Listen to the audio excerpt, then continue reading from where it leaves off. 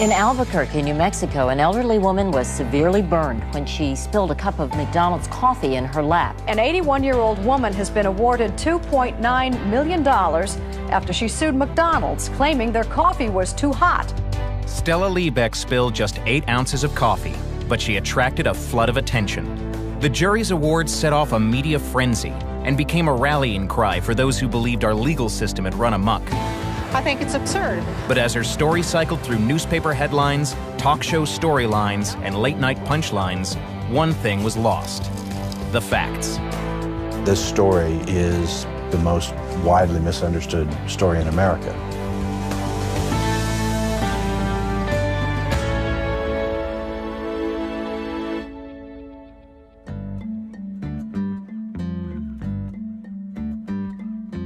The public perception of it is Stella Liebeck won a lottery.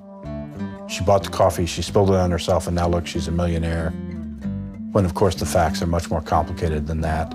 Stella Liebeck was a 79-year-old widow sitting in the passenger seat of a parked car when she was burned on February 27, 1992. She had recently quit her job as a department store clerk and moved to Albuquerque to be near her daughter. The day that the burns happened, my mother and my nephew went through the drive-thru at McDonald's and got breakfast and coffee, and they pulled into the parking lot.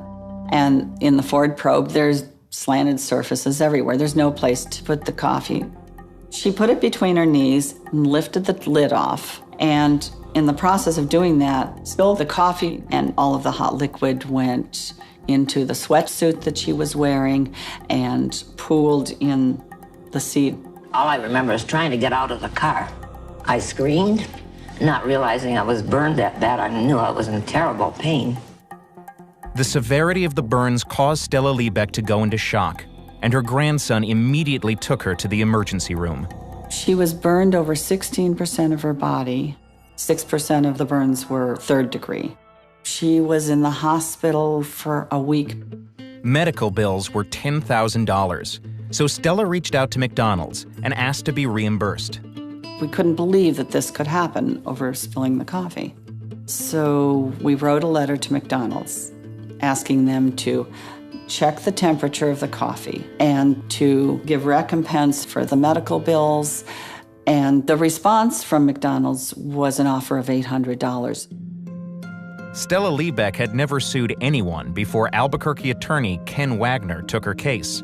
Before they went to trial, they tried twice to settle out of court, but McDonald's refused. We bought a product, it was used as intended, it was unreasonably hot and therefore unreasonably dangerous, and those were the essential facts. I was not in it for the money. I was in it because I wanted to bring the temperature down so that other people would not go through the same thing I did. McDonald's policy was to serve coffee between 180 and 190 degrees. That's about 30 degrees warmer than most home coffee brewing machines. A burn expert testified that liquid at 180 degrees could cause 3rd-degree burns within 15 seconds. Lawyers produced documents that showed that between 1983 and 1992, nearly 700 people claimed that they had been burned by hot coffee at McDonald's. McDonald's was on big-time notice that they had a product that was dangerous and it was burning people. We argued that to the jury, that they were callous and indifferent in simply not turning down the temperature. An expert for McDonald's testified that burns are exceedingly rare, 1 for every 24 million cups of coffee served. They just said it's statistically insignificant, and we're not going to change what we do. People interact with hot beverages all the time in a fast food restaurant, and that doesn't necessarily mean that the restaurant is doing something wrong. Attorney Tracy Jenks tried the case for McDonald's and argued that Mrs. Liebeck bore personal responsibility because she spilled the coffee on herself, and that McDonald's coffee wasn't any hotter than the coffee at other fast food restaurants. She said the reason the coffee was so hot was because that's what customers wanted. McDonald's had a really, really strong reason for why they brewed their coffee at the temperature they did. It was an industrial standard based on the maximum extraction of the flavor and the maximum holding temperature. But the jury saw how liquid at that temperature can scald when they were shown graphic photos of Mrs. Liebeck's burned groin. The photos depicted where they had to graft the skin from the side of her legs to close the third-degree burn. And I think if people would have seen the severity of the burns, they would have realized it was not a laughing matter. After 7 days of testimony and 4 hours of deliberation, jurors came up with a comprehensive answer to a complicated case.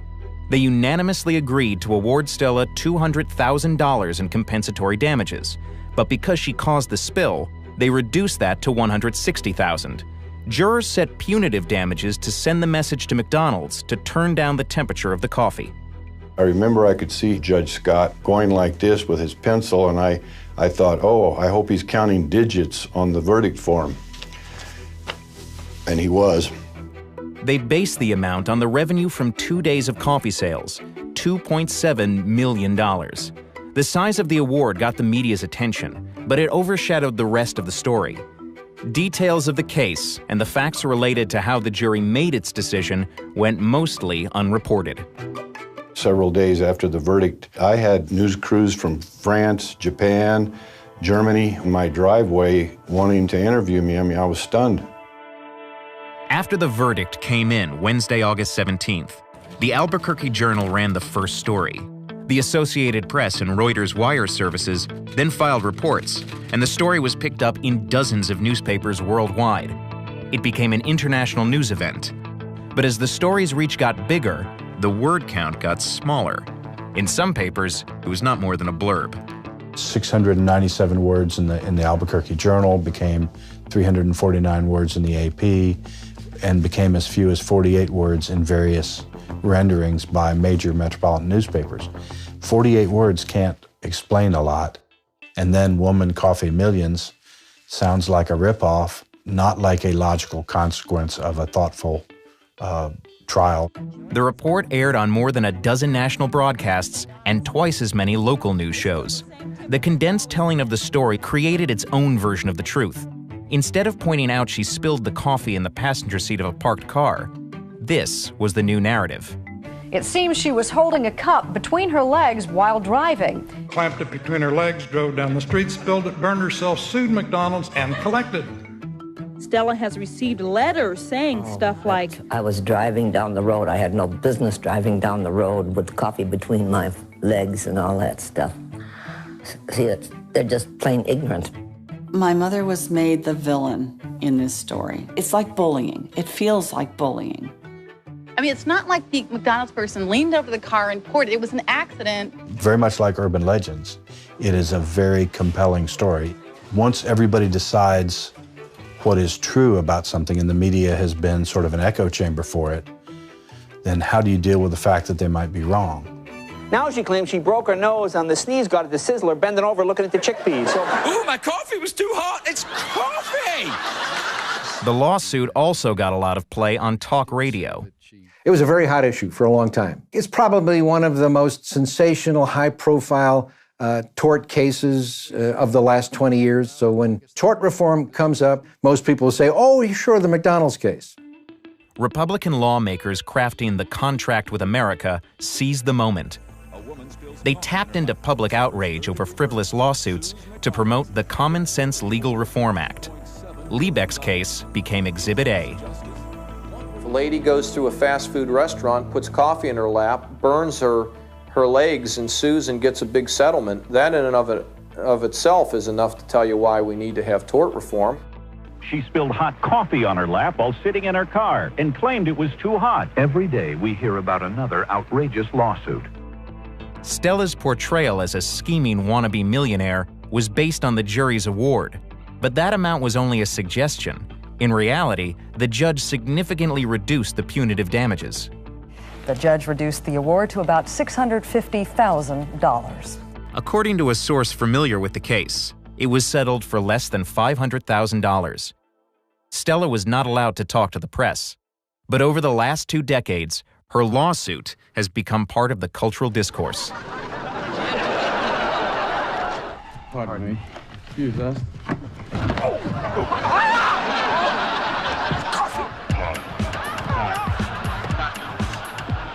We got a chance? Do we have a chance? You get me one coffee drinker on that jury, you gonna walk out of there a rich man. Stella's daughter says that although over the years some stories have given greater context and a new perspective, such as the documentary Hot Coffee, her family is still haunted by a perception that doesn't seem to go away. Plasma getting bigger, Jesus getting smaller, spill a cup of coffee, make $1 million. I like Toby Keith, but he did The American Ride. It's gonna hit the shame. Do we have to keep living this over and over and over again? Man, it's hot. How hot is it? It's so hot, I poured McDonald's coffee in my lap to cool off. What people believe are the facts of this case and how deeply held those convictions are has become useful to attorneys. The case that became an example of juries being out of control is now used to screen potential jurors. It's a wonderful litmus test. If you're putting someone on a jury, you really have to know how they feel about this case to know whether they are open to the facts that you're going to present. McDonald's has been in the public mind cast as the victim. That Stella Liebeck needed to defend her reputation is the saddest piece of this whole story to me. Stella Liebeck died in 2004 when she was 91. The emotion that she went through, she just felt like people were coming at her. McDonald's representatives didn't return emails or calls, but according to current franchisee handbooks, coffee must now be held and served 10 degrees lower.